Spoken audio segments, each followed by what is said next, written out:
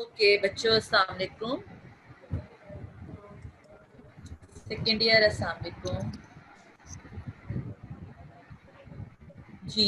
अब आप लोग मैं डॉक्टर जलाल है started you with people special sciences. Special sciences topic you have covered chapter number 50 with Dr. Jalal, in which you have discussed about all the structures of eye and also the different problems related to eye like myopia, hypermetropia, ametropia, all these things you have discussed. Today I am going to start अस्सलाम your वालेकुम ma'am. next chapter, that is chapter अस्सलाम वालेकुम ma'am. जी जी जी ma'am जी ज़रा वालेकुम सलाम। 5 minute ज़रा wait कर ले। अभी ना स्टूडेंट्स 40-50 स्टूडेंट्स हैं, ज़रा 5 मिनट वेट कर ले। स्टूडेंट्स आ जाएंगे फिर आप ठीक है, स्टार्ट तो कर दें। मुझे गुलाम हुसैन मुझे ओके कह देना फिर कि मैडम स्टार्ट कर लें। जी मैम, मैं 5 मिनट बाद आपको बता दूंगा। ओके ओके ठीक है, मैं वेट थैंक कर यू रही मैम। हूँ। Thank you. Thank you thank you. जी मैम, स्टार्ट करें। ओके जी जी, मैम। अस्सलाम वालेकुम second year. As I told you already, you were studying your special senses topic, special senses, and from special senses, as you know, what are the special senses? The special senses are vision, hearing, your taste, smell. All these are the special senses, and you have studied so far the chapter number 50 from your Guyton. The chapter number 50 including all your errors of refraction, myopia, hypermetropia, production of aqueous humor, how the intraocular pressure is going to be measured, what is glaucoma, all these things you have studied so far. Today I am going to start your next chapter. That is, your chapter is about neural functions of the retina and what are the receptors. As you know, it's all the senses which are involved in feeling, यानी कि जो भी आप महसूस करते हो, there should be some receptors which are going to detect these feeling. So sight receptors are rods and cones. These are the specialized receptors which are present in the innermost layer of the eye, which is called as retina. So today's topic for discussion is receptor and neural functions of your retina. That is chapter number 51. So as you know, the eye is composed of three main layers. Outermost layer, सबसे पहले बाहर वाली layer होती है fibrous tunic. Fibrous tunic is actually going to be included sclera and cornea. If you see towards slide, अगर आप slide को देखें तो आप पहले मोटी मोटी बातें पता चलनी चाहिए आपको कि होता क्या क्या। आई में सबसे आउटर मोस्ट लेयर होती है, सबसे बाहर जो होता है वो कॉर्निया है, then that is continuous with the previously the sclera. Second layer आपको पता है आगे लेंस आता है, lens that is included into the vascular tunic and also the portion which is present in the side of the lens is iris. Then there is ciliary body, then the choroid which is rich in blood supply, and the innermost layer of your eye is retina. अब retina जो है that is actually the innermost layer, that is not a single layer, that is 10 layered layer. So कौन कौन सी layers हैं जो कि retina के अंदर present है, we will discuss in a few bit of minutes. So retina होता क्या है? रेटिना जो है, जो innermost है, इसमें सामने से लाइट अगर पड़ रही है तो from it is a light sensitive portion of the eye that contains the rods and the cones. The cones से आप याद रखें CONES, C से start हो रहा है तो color vision. So the cones which are responsible for the color vision. And second word is your rods. Rods जो है, rods से आप याद रखें dark vision. That is dim light and dark vision. That is responsible for black and white vision and vision in the dark. यानी अंधेरे में जो आपको color detect होता है, that is being responsible. The rods are the responsible for that. So the light sensitive portion which is present on the back of the eye, last portion, retina, that is composed mainly of cones which are responsible for color vision. और उसके बाद आपके rods हैं which are responsible for your dim light vision, the vision black and white vision, and also your vision in the dark. When both of these, either rods are excited or either cones are excited, signals are transmitted through successive layers of the retina. कौन सी layers हैं वो मैं अभी आपको बताऊंगी. And then successive layers which are present different types of the cells. कई cells हैं जो कि neural cells हैं mainly, इसीलिए इसको neural retina भी कहते हैं. And finally वो सारे के सारे पीछे जाके ऑप्टिक नर्व में कंडेंस्ड हो जाते हैं. कंडेंस्ड होने के बाद फाइनली आपको पता है कि visual cortex is present within your brain, cerebral cortex, and finally into the cerebral cortex. So receptors in this case are your rods and cones. These are the different layers of retina. So anatomy and functions of the structural elements of the retina we will discuss with these layers. These layers are like these. अगर आप direction of light देखें तो यहाँ से light पड़ रही है, इनके सामने से लाइट पड़ रही है, और फाइनली एंड में जाके आपके रॉड्स एंड बोन्स प्रेजेंट हैं, जहाँ के आपके जाके डिटेक्ट होते हैं. आपकी लाइट जो है वो चेंज होगी, सेंसिटिविटी डिटेक्ट होगी, रॉड्स भी डिटेक्ट करेंगे जो कि डिम लाइट को डिटेक्ट करेंगे, और कोन्स डिटेक्ट करेंगे. आपके कलर विजन को डिफरेंट कलर्स जो है डिटेक्ट होते हैं वो कोन्स की वजह से होते हैं. अगर आप डायरेक्शन ऑफ लाइट इधर से देखें तो इस साइड पर जाके रॉड्स एंड कोन एंड वाली सेकंड लास्ट लेयर में. सो this is your pigmented layer. अभी ये लेयर्स जो हैं, ये कुछ लेयर्स इसमें मिसिंग हैं, वो नेक्स्ट उसमें आपको स्लाइड में दिखाती हूँ. Pigmented layer, then the neural layer, rods and layers of rods and cones, then the nuclear, outer nuclear layer, then outer plexiform layer, then there is inner nuclear layer, inner plexiform layer, ganglion cell layer, then there is stratum opticum and inner limiting membrane. That is stratum opticum including this your optic nerve fibers. So if you talk about these layers one by one, तो ये आपकी pigmented layer है, outer nuclear layer, outer plexiform layer, inner nuclear layer, inner plexiform layer, ganglion cell layer, optic nerve fibres, inner limiting membrane. Actually light आपकी इधर से नहीं पड़ रही, बल्कि इनर लिमिटिंग मेम्ब्रेन से पास करके आगे different cells like ganglion cell layer, फिर आपके एमाक्राइन सेल्स हैं, हॉरिजॉन्टल सेल्स हैं, बाइपोलर सेल्स हैं, और फाइनली आपके जो पिगमेंटेशन है और जो पिगमेंटेड लेयर है उससे पहुंचने से पहले रॉड्स एंड कोन्स में जो है चेंजेस आती हैं. फिर कौन सा आइन अंदर जाता है, कौन सा बाहर आता है, these all things we will discuss in the photochemistry of the vision. So these are the different layers and you have to have idea कि कहाँ से लाइट पड़ती है और कहाँ जाके वो chemistry, photochemistry of the vision take place. These are the 10 layers. 10th layer is inner limiting membrane. अगर हम ये ऑपोजिट उसको उल्टा लें, तो जो पीछे आपने डायग्राम देखी है इसको अगर हम उल्टा कर लें तो then this is the different layers. That is inner limiting membrane, then there is optic nerve fibers, then ganglion cell layer, inner plexiform layer, inner nuclear layer, outer plexiform layer, outer nuclear layer, outer limiting membrane, then there is layer of rods and cones, and finally there is pigmented epithelium. या अगर हम इसको दूसरी तरफ कर लें तो again this is the same thing, that is ये दोनों layers हैं. अब लाइट कहाँ से पड़ रही थी, इस तरफ से पड़ रही थी, इस तरफ से पड़ के finally आपके rods and cones में पहुँचती है. So starting again, inner limiting membrane, then the fiber layer, ganglion cell layer, inner plexiform layer, inner nuclear layer, outer plexiform layer, outer nuclear layer, outer limiting membrane, layers of rods and cones, or photoreceptor layer. These are rods and cones are actually photoreceptors. Photoreceptors मतलब photo means light को sensitive है, receptor mean के receptors हैं जो कि sensitize कर रहे हैं आपकी light को. Then pigmented epithelium layer. Finally there is a choroid which is a highly vascular zone, and inside अगर हम इसको ऐसे देखें तो ये ऐसे करके राउंड में आपका ग्लोब टाइप आपके जो आई है उसका कट सेक्शन अगर हम लेंगे किसी भी लेयर में, this is actually the retina histology, your book of histology. I आपने मुझे पता है कि उसमें एनाटॉमी में पढ़ ली है. सो this is again the layers. अगर आप इधर से स्टार्ट करें या आप इधर से स्टार्ट करें तो inner limiting membrane layer, nerve fiber layer, ganglion cell layer, inner plexiform, inner nuclear, outer plexiform, outer nuclear, external limiting membrane, photoceptal layer of rod and cone, and pigmented epithelium, and finally there is a choroid and sclera. ठीक हो गया?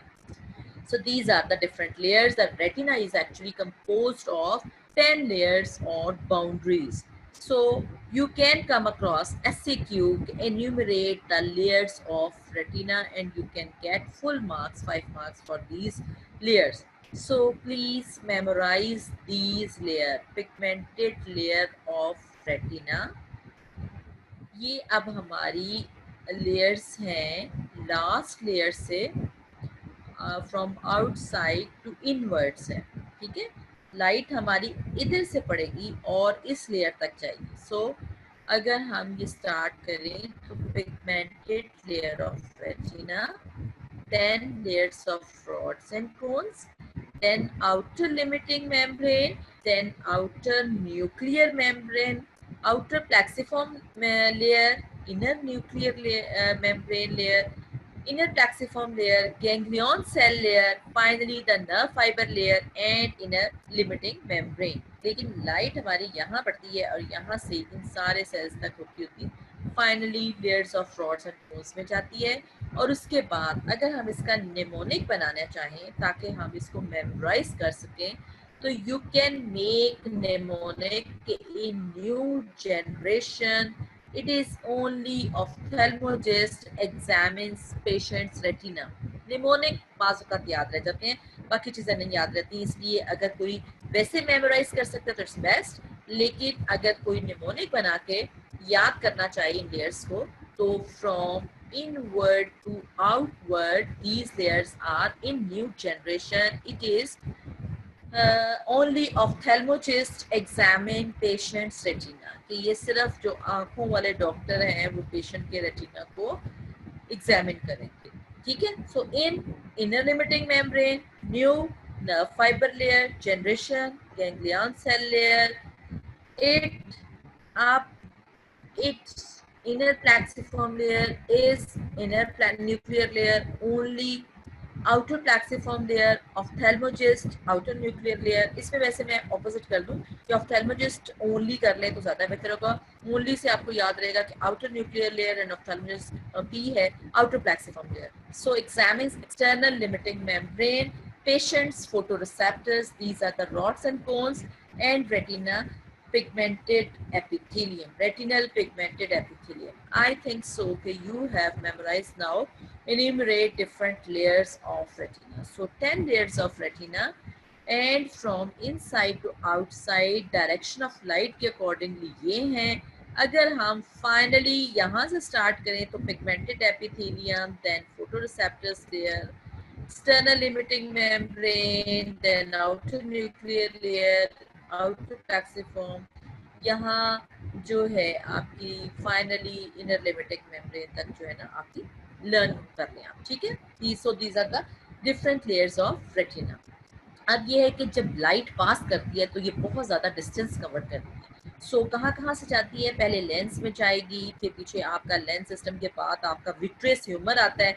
अगर आप वो diagram Sen में रखें, सबसे पहले वाले डायग्राम के सबसे पहले आपका कॉर्निया स्क्लेरा बैक साइड पे चला जाता है, कॉर्निया है, कॉर्निया के बाद लेंस आता है, तो लेंस के बाद आपका विट्रियस ह्यूमर आता है, फिर उसके बाद रेटिना आता है लास्टली, और फिर जो आपकी कोन्स एंड रॉड्स हैं वो सबसे आखिर में। सबसे पहले कौन सी लेयर है, आपकी गैंग्लियन सेल लेयर है, फिर आपकी प्लेक्सिफॉर्म न्यूक्लियर लेयर है, and before it finally reaches the layers of rods and cones which are located in the outer edge of the retina. So distance and the thickness of this is several hundred micrometer. Micrometers में होता है, अब ये नहीं है कि बहुत ज़्यादा डिस्टेंस है, लेकिन ये डिस्टेंस माइक्रोमीटर, सेवरल माइक्रोमीटर्स।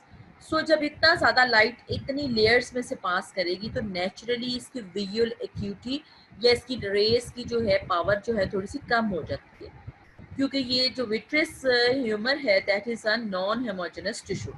सो लेकिन कुछ पोर्शन है रेटिना का कि जहाँ बहुत ज़्यादा क्लियर विजुअल एक्यूटी होती है। So that region is called as central foveal region of the retina, and that region, at that region, all the layers of the retina they are pulled apart, एक side पर कर देते हैं ताकि जो loss of visual acuity है वो कम हो जाए, to decrease the loss of visual acuity.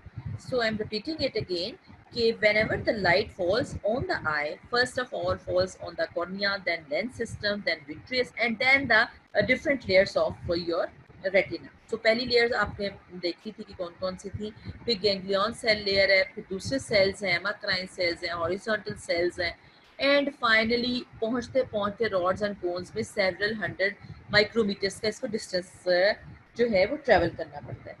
ये डिस्टेंस ट्रेवल करने की वजह से जो इसकी विजुअल एक्यूटी है, that is the difference between two parallel lines, कि आप डिस्क्रिमिनेट कर सकें लाइंस में, या आप जो है क्लियरली देख सके किस चीज को, तो ये विजुअल एक्यूटी जो डिक्रीज रहती है. लेकिन एक पोर्शन, एक पॉइंट ऐसा है, सेंट्रल मोस्ट पोर्शन या आपका एक रीजन है रेटिना के ऊपर, जो जहाँ के जो तमाम लेयर्स हैं, inside layers, they are pulled apart to decrease this loss of visual acuity. This is actually the foveal region. Here you see all the layers, the ganglion cell layer, the bipolar, all these layers of the cones and nodes, all these are pulled apart और light यहाँ से पढ़ के सीधी आपके fovea पर जाती है. यहाँ फोविया से लेटरली अगर आप देखें या सेंट्रल मोस्ट पार्ट में, तो एक पार्ट है जहाँ की ऑप्टिक नर्व इसको लीव कर रही है. ये क्या पार्ट है? That is called as blind spot और ऑप्टिक डिस्क. ये भी मैं आपको एक्सप्लेन करती हूँ. So this is the travelling of light that is from cornea through lens system, then through vitreous, and finally it reaches the retina. And at the retina, not the all sides of there is light is clear. Mostly visual acuity is maximum at this portion that is called as fovea centralis. ठीक है? Maximum cones are present actually at the fovea centralis, where all the layers of retina are actually pulled apart. So there are specialized area of retina. You can be asked in your SCQ, you can ask in your viva कि what is optic disc. आपको भी मैंने बताया कि posterior area of the retina where the optic nerve leaves the retina, this area is devoid of photoreceptor. Divide का क्या मतलब होता है कि यहाँ rods and cones नहीं present. That area is actually called as blind spot of the retina or the optic disc. This is the normal area. अगर कोई और ब्लाइंड स्पॉट होगा तो उसको हम स्कोटोमा कहते हैं. वो हम जब एब्नॉर्मलिटीज डिस्कस करेंगे, then we will discuss this abnormal areas of blind spot which are present in the retina. So आप अगर इसको हम ऑप्टिक डिस्क की टेम्परल साइड पर देखें, टेम्परल साइड होती है ये वाली जो आपकी साइड है, ये नेजल साइड है, जो नोज वाली साइड होती है इसको हम नेजल साइड कहते हैं. टेम्परल साइड की अगर ये ग्लोब साइड है, तो जो टेम्परल साइड वाली साइड पर आपका होगा ऑप्टिक डिस्क के posterior pole of the optic axis, there is a specialized area of the retina which is called as fovea centralis, which is about 0.3 millimeter in diameter. So two areas you have to memorize in the retina. एक तो पहले आपने layers of retina learn की हैं, फिर आपने learn किया कि कैसे जो light है travel करती है और पहुंचती है retina पर.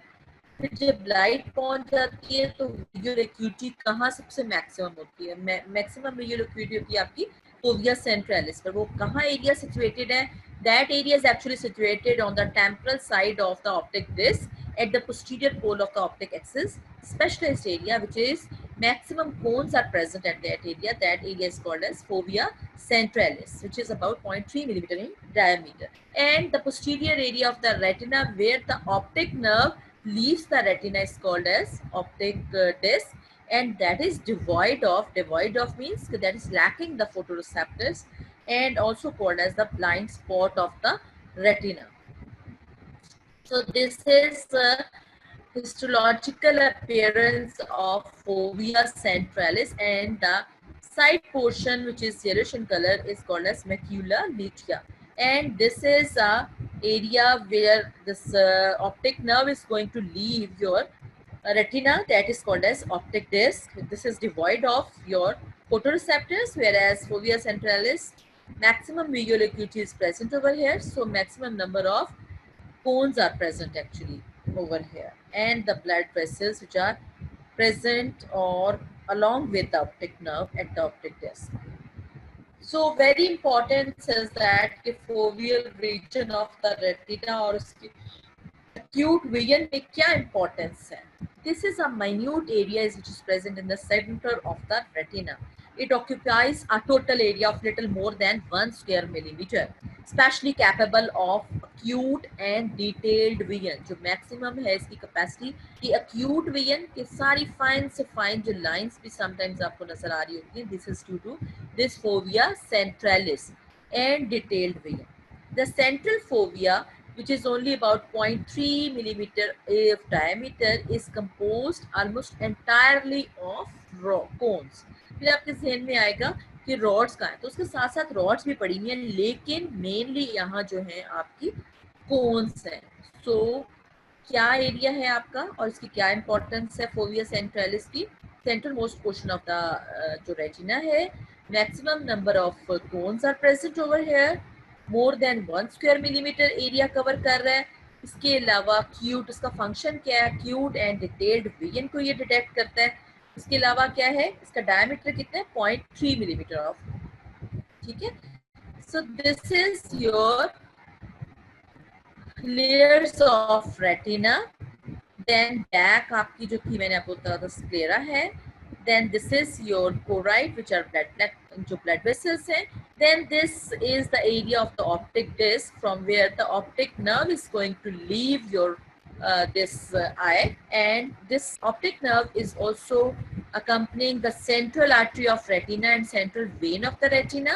And from on the temporal side of this optic disc is a जो आपके posterior portion of the जो retina है उसमें optical axis में fovea centralis, which is the centermost. अगर आप ये देखें तो depression सा नजर आ रहा है. That is for detailed and acute vision of your retina. So this is very important. अब आ जाता है कि आपके जो हैं रॉड्स एंड कोन्स हैं उनके क्या स्ट्रक्चर्स हैं. तो कोन्स जो हैं they are going to have fovea centralis. हमने ये कहना कि मैक्सिमम नंबर ऑफ कोन्स हैं. तो why? Because they are helpful in aiding their detection of detail in the visual image. That is the foveal cones. Foveal cones की special characteristics हैं.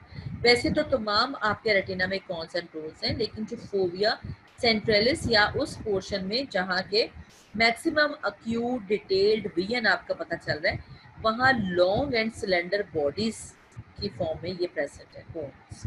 और ये जो पेरिफेरी पर कोन्स होते हैं वो they are fatter cones located more peripherally in the retina. So this is the major difference of the cones which are present in the central fovea centralis as compared to the peripheral cones. जो आपकी क्योंकि जो central cones हैं fovea centralis वाले cones हैं उन्होंने detailed और acute vision बताना है. So they are actually your long and cylinder bodies इनके अंदर प्रेजेंट है. उसके साथ ही साथ पीछे भी आपको मैंने बताया था कि फोवियर रीजन्स में भी आपकी ब्लड वेसल प्रेजेंट हैं. उसके अलावा तमाम लेयर्स आपकी जो हैं वो डिस्प्लेस्ड हो जाती हैं, वो नहीं लाई करती on the surface of the cons. जैसे कि बाकी जगह जो है फैटर कोन्स हैं, लेकिन उनकी सरफेस पर बाकी लेयर्स भी हैं. और वो कौन सी लेयर्स थी आपने देखी थी? गैंग्लियन सेल लेयर्स थी, न्यूक्लियर लेयर्स थी, प्लेक्सिफॉर्म लेयर्स थी. और these layers are displaced to one side rather than resting directly on the top of the cones, which allows light to pass unimpeded to the cones. इसका क्या मतलब है? इसका ये मतलब है कि लाइट सीधी जाके जो कोन्स प्रेजेंट है ना आपके सेंट्रल मोस्ट फोविया सेंट्रलिस में, डायरेक्ट वहां जाके पड़ जाते हैं. So you can be asked in your viva कि कोन्स जो फोवियल रीजन में है उनकी क्या स्पेशल कैरेक्टरिस्टिक्स. तो उनकी स्पेशल कैरेक्टरिस्टिक्स ये है कि उनके ऊपर एक तो लेयर्स भी प्रेजेंट नहीं है, इसलिए डायरेक्ट जो है वो पुल्ड अपार्ट हो गई नहीं. और जो डायरेक्ट है लाइट वो जाके बगैर इम्पेडेशन के, without impeded, they are directly going to fall on the cones in the fovea centralis. और बाकी जो साइड वाले कोन्स हैं, पेरिफेरी वाले कोन्स हैं, वो फैटर हैं. मेनली अगर आप कोन्स एंड रोड्स का जो मेजर सेगमेंटल फंक्शन देखें तो these are the cones which are going to show. These are the outer segment and inner segment, and then they are going to have nucleus and also the synaptic body. As you know, synapse जहाँ भी होगा वो तमाम का तमाम connection होगा with that of the other synapse or other neurons. So these are the major functional segment of either cones or rods. Outer segment, in which there are very membrane shells lined with rhodopsin or color sac pigment. क्या क्या है अभी हम one by one इनको outer segment, inner segment और synaptic body को discuss करेंगे. Then there is an inner segment which is going to have cytoplasm and also the mitochondria for energy providing. Then there is a nucleus, and after the outer limiting membrane, the nucleus of the these rods and cones are present. Then synaptic body, synapse with the other cells of your ganglion cells, amacrine cells, bipolar cells और horizontal cells जो आपने पहली diagram में देखे थे, उन सब के साथ इसका कनेक्शन है. ठीक है.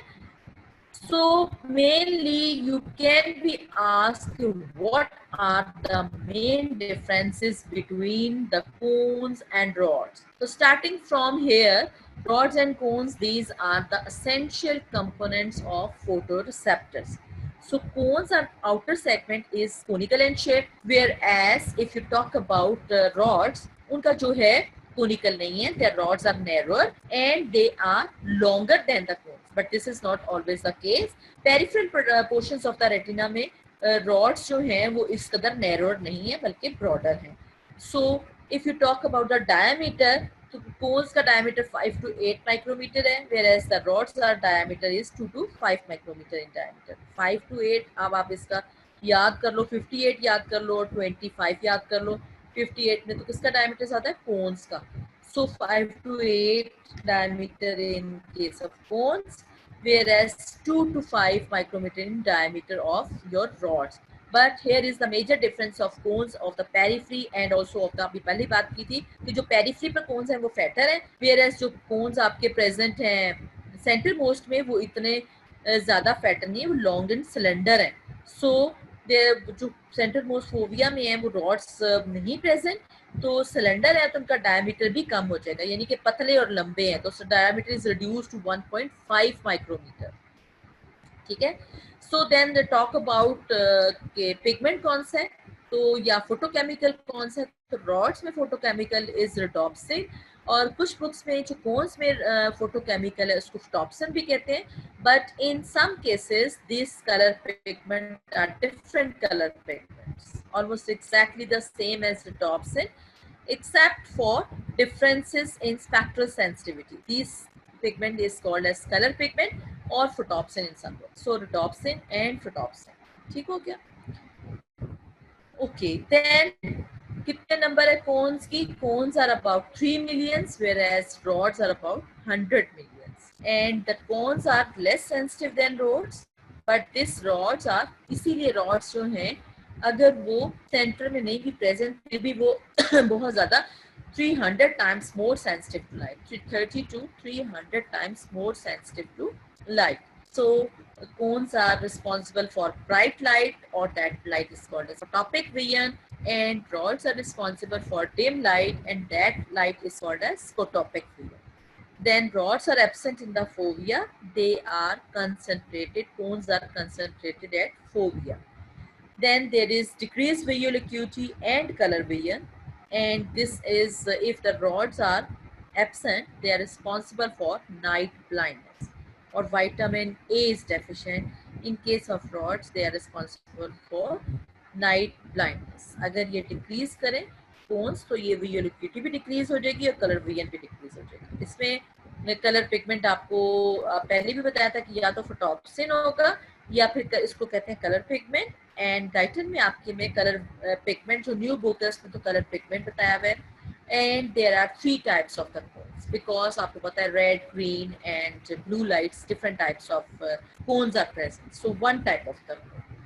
सो if I am going to repeat all these कि आपके जो रॉड्स हैं उनका डायमीटर 22 to 5 माइक्रोमीटर है, जबकि जो कोन्स हैं उनका डायमीटर 5 to 8 माइक्रोमीटर है. If you talk about the shape, वो कोनिकल हैं, ये ब्रॉडर हैं, लेकिन कुछ लॉन्गर भी हैं कोन से, और जो है पेरिफेरल पोर्शन में उनका 2 to 5 डायमीटर है. वेयरएज कोन्स का जो सेंट्रल मोस्ट पोर्शन में है, फॉर फोविया सेंट्रलिस में जो कोन्स हैं प्रेजेंट हैं, वेयरएज रॉड्स आर एब्सेंट. और इसमें जो है कोन्स उनका डायमीटर डिक्रीज कर जाता है, 1.5 माइक्रोमीटर है. उसके बाद जो कलर फोटो पिगमेंट है वो कलर पिगमेंट है in the case of cones, या फिर टॉक्सिन है, और जो रॉड्स हैं वो उसमें कलर फोटोकेमिकल या आपका कलर पिगमेंट जो है वो टॉक्सिन है। और इसके अलावा 3 टाइप्स ऑफ कोन्स होती हैं, उसमें 1 टाइप ऑफ रॉड्स हैं। फिर नंबर कितना है, 3 मिलियंस है, उसमें 100 मिलियंस हैं। then less sensitive हैं than rods cones, whereas they are 30 to 300 times more sensitive to light. Rods are responsible for dim light vision or scotopic vision, whereas the cones are responsible for bright light vision or photopic vision. Cones are concentrated at fovea, whereas rods are absent in the case of these your fovea. Then if the cones decrease in number, visual acuity is going to be decreased and there is color vision is going to be absent. Whereas if this is going to be decreased, and then this is going to be responsible for your night blindness. Then all these differences you should learn because you can be asked in your SCQ. So first SCQ is enumerate different layers of the retina. Second SCQ का 1 mark आ सकता है आपको कि what is optic disc. Third, what is fovea centralis. Now fourth SCQ आपको आ गया कि enumerate the differences between rods and cones. Fifth SCQ 1 mark का आपको दे सकते हैं, what is the difference between the cones of fovea centralis and the cones which are present in the periphery. So these are the differences between rods and cones. And what are the rods and cones? These are the photoreceptors, and these are maximally cones are present in the fovea centralis, whereas the rods, mostly the rods are absent, and also the rods का number ज़्यादा है लेकिन वो more 30 to 300 times more sensitive. ठीक हो क्या? So this is a diagram you have to learn the cone and the rods. Rods देखें, left पे आपके रॉड है दैट इज ब्रॉडर, और अगर कोन की शक्ल देखें तो ये कोन की तरह, कोन जैसे आप खाते नहीं कोन, तो दिस इज कोन।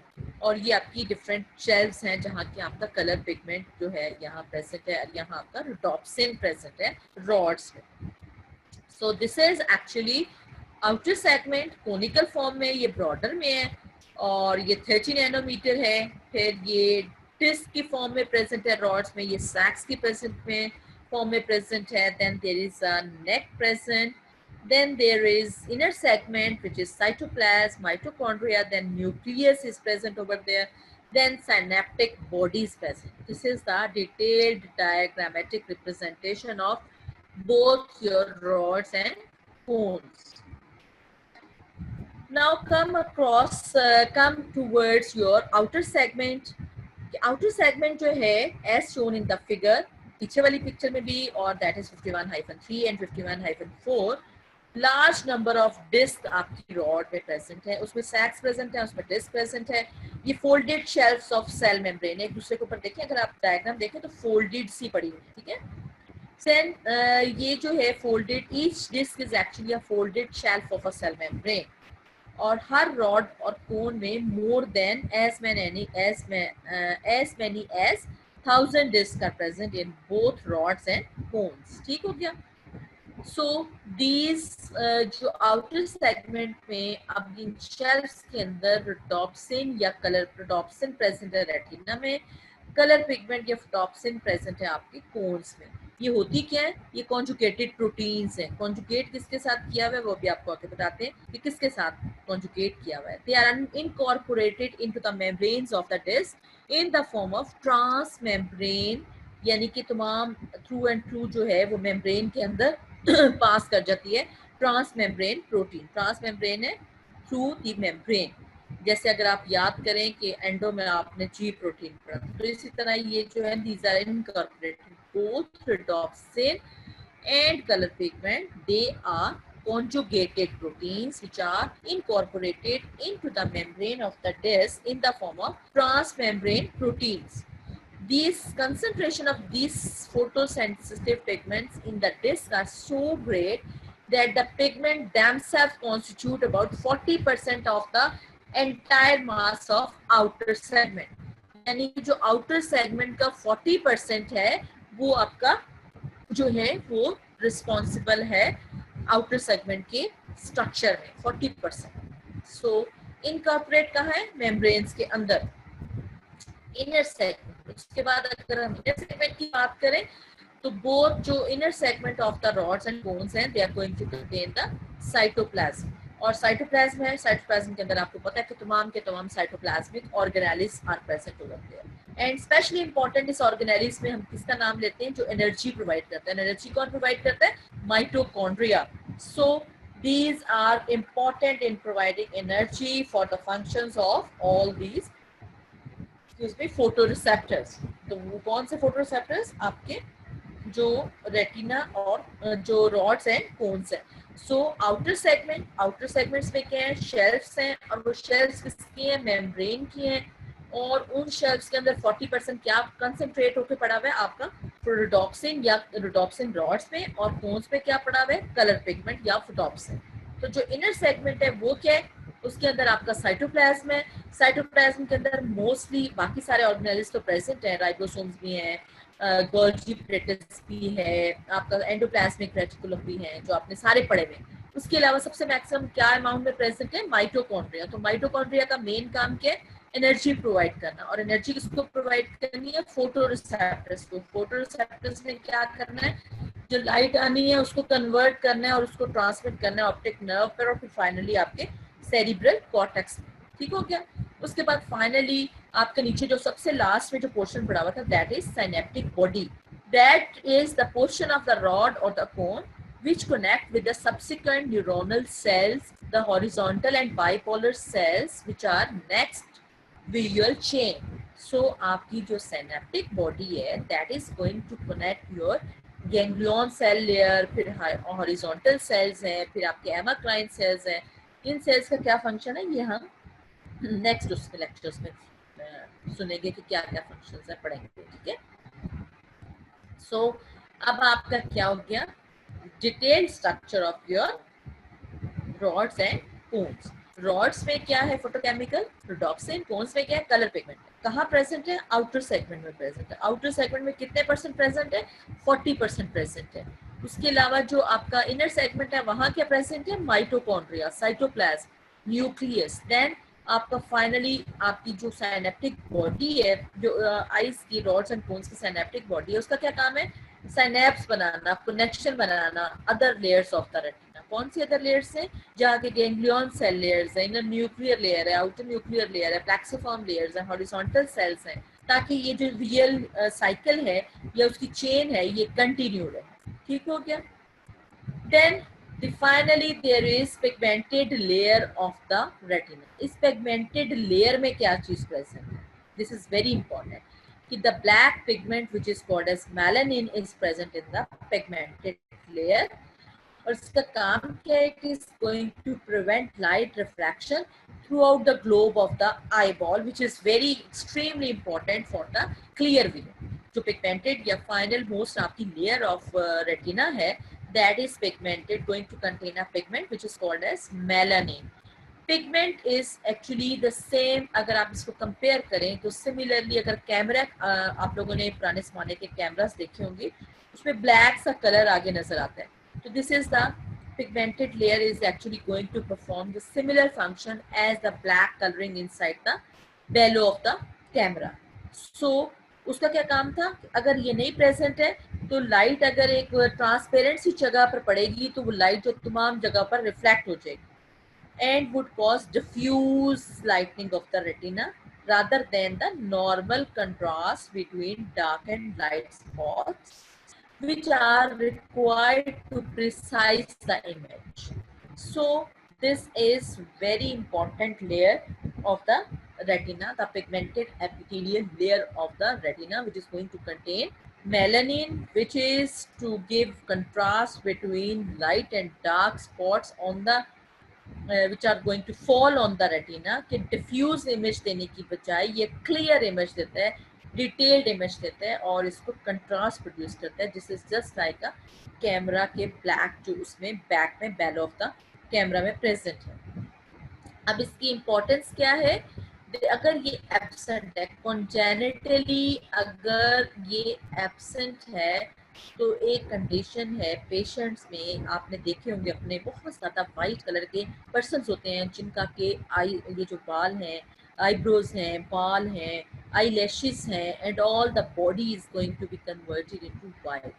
इधर दिस इज कॉन्जेनिटल और बाद में एक्वायर्ड भी हो सकती है, लेकिन कॉन्जेनिटल केसेस में that condition is called as albinism. So albinism is a condition in which all parts of their body there is congenital absence of melanin pigment, and when that person who is albinism, who is having albinism or albine patient enters a bright room, light उसकी आंखों में retina में जाएगी और एक तरह से इम्पेंज करेगी तमाम डायरेक्शन में जहां की unpigmented surfaces of the retina है, और उसके बाद स्क्लेरा में जाएगी। So a single discrete spot of the light जो कि सिंपली एक्साइट करता है फ्यू रॉड्स और कोन्स, तो यहाँ जो है तमाम जगहों पर लाइट चली जाएगी और कई रिसेप्टर्स को एक्साइट कर देगी। इसलिए the visual acuity of the people with albinism, even with the best correction, is only seldom better than 20 by 100 or 20 by 200 rather than normal visual acuity of 20 by 20. This is visual acuity एक practical है जो कि इंशाल्लाह आप लोग college खुल जाए तो परफॉर्म भी करोगे। तो so there is 20 by 20 visual acuity की बजाय जितनी मर्जी उसको करेक्ट कर लें विजुअल को, उसको ग्लासेस दे दें, उनको जो मर्जी कर लें, उनकी जो विजुअल acuity है, क्योंकि वो लाइट जब उस पर पड़ती है रेटिना पर तो वहाँ पिगमेंट जो है प्रेजेंट ही नहीं है जिसने कि डिस्क्रीट उसको स्पॉट्स करना है, तो तमाम एरियाज की जो रॉड्स एंड कोन्स हैं वो एक्साइट हो जाएंगे और लाइट जो इधर उधर फैल जाएगी और उसको सही क्लियर नजर नहीं आएगा एल्बिन जो पेशेंट होगा। सो उसकी जो विजुअल एक्यूटी जितना मर्जी उसको ग्लासेस दे दें या उसकी करेक्शन कर दें, 20 by 100 या 20 by 200 से ज़्यादा बेहतर उसकी विजुअल एक्यूटी नहीं हो सकती, जबकि नॉर्मल बंदे की विजुअल एक्यूटी जिससे बिल्कुल ग्लासेस भी नहीं लगे हुए उसकी विजुअल एक्यूटी 20 by 20 होती है। तो पिगमेंट लेयर जो है वो इसके अलावा एक और लार्ज क्वांटिटीज ऑफ विटामिन ए भी स्टोर करती है। So vitamin A is very important for your eyesight, इसीलिए आपको कहते हैं ना जब डॉक्टर के पास जाए तो वो कहते हैं विटामिन ए ले लें। This vitamin A is exchanged back and forth through the cell membrane of the outer segment of the rods and cones which are embedded in the pigment. So vitamin A is an important precursor of the photosensitive chemicals of the rods and cones, especially the rods। इसीलिए अगर आप पीछे देखें तो आपकी जो differences थे उसमें नाइट ब्लाइंडनेस लिखी हुई थी। So absence of vitamin A will cause night blindness, यानी उसको रात के टाइम नजर नहीं आता patient which is going to have absence of vitamin A. ठीक हो गया। सो नेक्स्ट आपका आ जाता है, अब आपने पढ़ लिया रॉड्स एंड कोन्स के डिफरेंसेस कर लिए, अब आपने पिगमेंटेड लेयर ऑफ एपिथेलियम के बारे में देख लिया, वहाँ क्या होता है मेलानिन होता है वो देख लिया, मेलानिन की एब्सेंस हो तो एल्बिनिज्म हो जाएगा वो देख लिया। सो एल्बिनिज्म जो है वो क्या किस तरह के नजर आते हैं, शायद आगे डायग्राम आए मैं आपको दिखाता हूँ, आपने बस देखे भी होंगे रूटीन लाइफ में। जो आपका रेटिना है उसकी ब्लड सप्लाई कैसे होती है, the nutrient blood supply for the internal layers of retina is actually directly derived from the central retinal artery। पीछे डायग्राम में आपने देखी थी retinal artery which enters the eyeball through the center of the optic nerve and then divides to supply the entire inside of the retina। अगर आपको याद हो तो आपने ये डायग्राम देखी थी जिसमें कि आपने देखा था कि central artery of the retina जो है वो एंटर हो रही है, इसके बाद उसकी ब्रांचेस हो रही हैं और वो इनसाइड ऑफ दी जो रेटिना है उसको सारे को सप्लाई कर रहा है। लेकिन जो आपका आउटर लेयर है, आउटर लेयर आपकी जो है that is going to be जो outer layers of the retina है, outer segment of the rods and cones हैं, these are mainly diffusion on the choroid blood vessels and for their nutrition, especially for their oxygen on the choroid blood vessels, outer segment of the rods and cones। आपने देखा था ना choroid उसके सामने ही साथ ही अगर आपको डायग्राम्स अगर याद कर लो तो blood supply very easy to remember. तो जो आपकी सेंट्रल आर्टरी ऑफ रेटिना है वो आपकी inner layers of the retina को भी सप्लाई कर रहा है, ब्रांचेस भी हैं। इसके अलावा जो आपका inner layers of the retina है they are going to have their own blood supply independent of the structures of the I.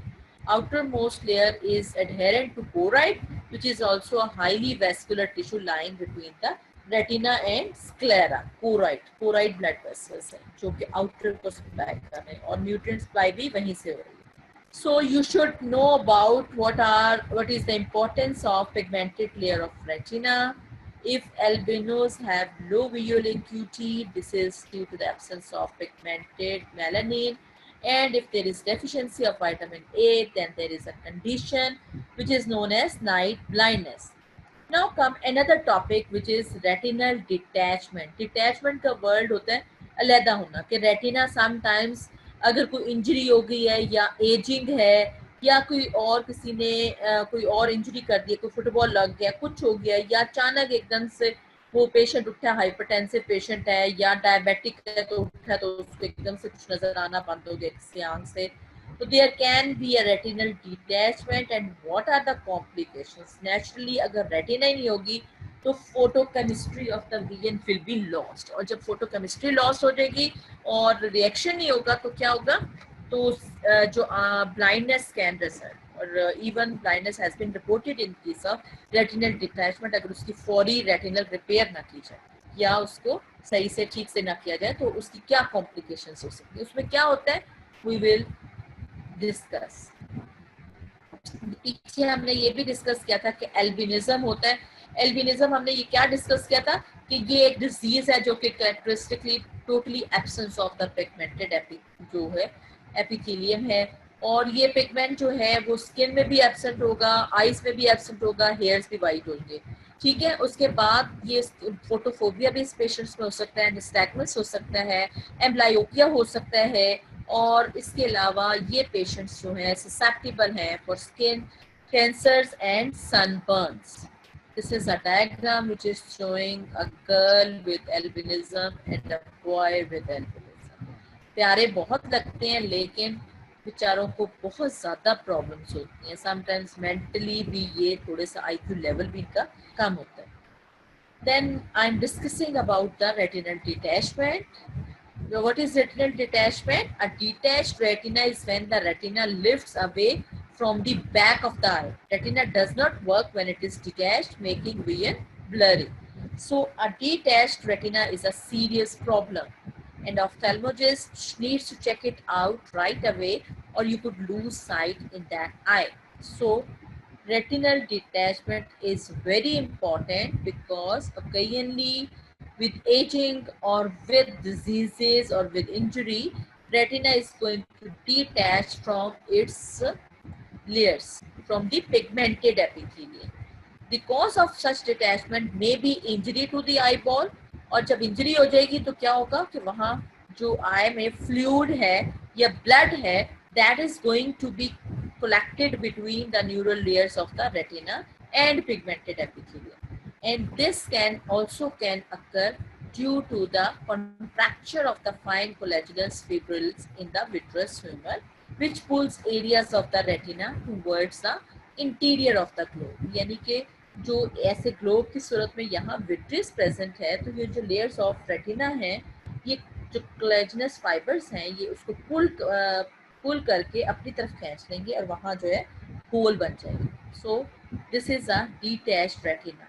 That is, retina is going to detach and lifting away from the back of the eye. So किन cases में हो सकता है? एक तो मैंने बताया injury में हो सकता है. तो so as we get older the vitreous in our eyes they are going to start thinner and shrink कर जाएगा, थिनर हो जाएगा. As the eye moves the vitreous moves around on the retina without causing any problem. This is normal phenomenon. But sometimes the vitreous may stick to the retina and pulled hard enough to tear it out. So when that happens, fluid can pass through the tear and lift or detach the retina. And because of this detachment, diffusion across the detachment gap will occur, and partially because of the independent blood supply to the neural layers of the retina through the central retinal artery, the detached retina can resist the degeneration for days and can become functional again if it is surgically replaced with a pigmented epithelium in the very early phases. If it is not replaced soon, जैसे ही वो diagnosis हुआ, किसी को नजर आना बंद हुआ या सेंट्रल होर के फॉर्म में उसको आईसाइट हुई, तो फौरन अगर ऑफ्थेल्मोलॉजिस्ट ने उसको डायग्नोसिस कर लिया है, तो अगर सर्जिकल रिपेयर उसकी करती है, तो ये रेटिनल डिटैचमेंट जो है ये कवर्ड हो सकती है. अगर ये ना कवर्ड की जा सके तो total blindness can occur. So if it is not replaced soon, however, the retina will be destroyed and will unable to function even after surgical repair. So diagnosis and repair is urgent. This is a diagram which is going to show the retinal detachment. The retinal detached हो गया और ये tears आ गया. If you see, this is the retinal detachment. ये retina है और ये pupil है, ये optic nerve है, ये detached retina है. If I show you the video, तो ये अगर आप वीडियो देखें तो इसमें आपको नजर आएगा कि कैसे वो डिटैच्ड हो रही है.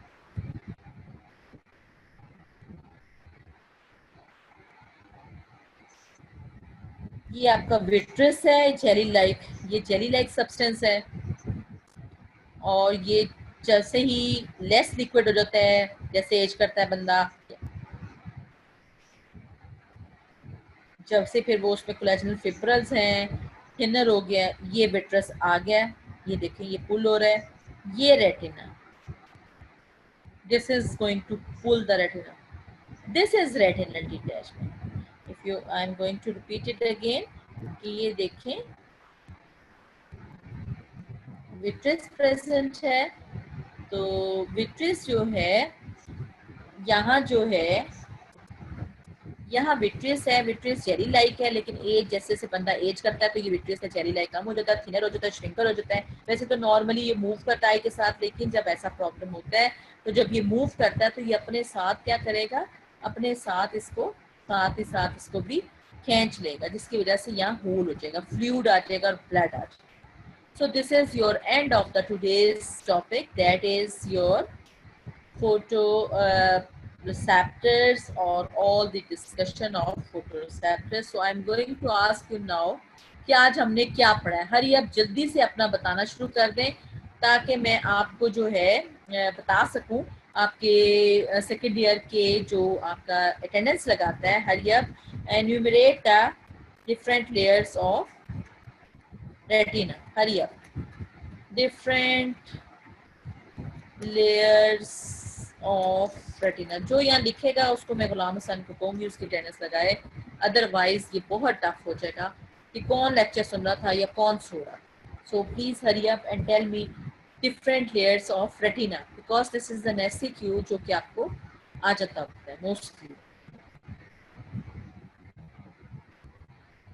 हरी अप बच्चों, डिफरेंट लेयर. सारे सो रहे हैं आज तो हशाम भी लगता है सो रहा है. अरूज फातिमा जो हैं वो गायब हो गई हैं मुझे वालेकुम सलाम कह के. जी बेटा पिगमेंट लेयर तो अभी पड़ी है ना. ये बताओ कि डायरेक्शन ऑफ लाइट क्या है और कहाँ से आपकी जो पिगमेंटेड, ये हम कल डिस्कस करेंगे जो आपका. So please enumerate the different layers of retina, please hurry up. कहाँ से आपकी जो पिगमेंट लेयर, तो लास्ट लेयर है ना, अगर आपको याद हो, ठीक है ना. लेकिन चलो पिगमेंट लेयर अगर हम आउटसाइड से इनर की तरफ आए, पिगमेंटेड लेयर के बाद अगर आप तहजीब याद करें तो आपकी layers of rods and cones आती है. उसके बाद आपकी outer limiting membrane. Limiting membrane अगर हम इनर लिमिटिंग मेम्ब्रेन से रूट स्टार्ट करें तो फिर आपने नर्व फाइबर लेयर पहले बताया. एक आपकी इनसाइड लेयर्स होती है, एक आपकी आउटसाइड लेयर. लास्ट लेयर है ना आपकी पिगमेंटेड एपिथेलियम में. या फिर अगर आपने ऊपर से नीचे बताना है, जैसे कि ये मैंने लिखा हुआ है, ये आपकी गाइटर में ऐसे लिखा हुआ है, लेकिन अगर आप जो है इसको, ये इसका वे ऑफ लाइट है कि लाइट कहाँ से आती है. लाइट आपकी इनर लिमिटिंग मेम्ब्रेन से स्टार्ट होती है, फिर आपकी नर्व फाइबर, फिर इनर प्लेक्सिफॉर्म, फिर inner nuclear, outer plexiform, outer nuclear, outer limiting membrane, फिर रॉड्स एंड कोन्स, और लास्ट में आपकी आ जाती है पिगमेंटेड लेयर. एक आपको निमोनिक मैंने क्या बताया था, in new generation it is only, it is ophthalmologist only examine patients retina. So in में क्या आएगा आपका inner limiting membrane. New nerve fiber layer. Generation, ganglion cell layer. H, inner plexiform layer. Ophthalmologist, outer plexiform layer. Only outer nuclear layer. Examines external limiting membrane, photoreceptors, and retinal pigmented epithelium. Okay, enumerate the differences between the central fovea centralis and also your peripheral retina.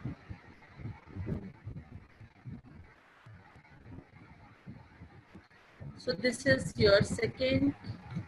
Enumerate differences. क्या क्या एक difference सारी आप जल्दी से बता दें. Central and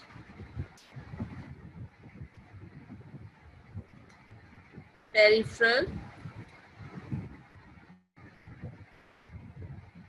cones. हरिया.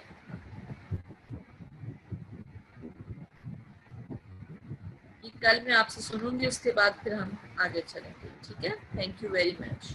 Enumerate differences between rods and cones. कल हम ये सारे डिस्कस करेंगे, उसके बाद फिर हम जो है ना नेक्स्ट आपका उसकी तरफ चलेंगे. ठीक है. So this is your today's topic, photoreceptors of your and neural layers of the retina. Allah Hafiz.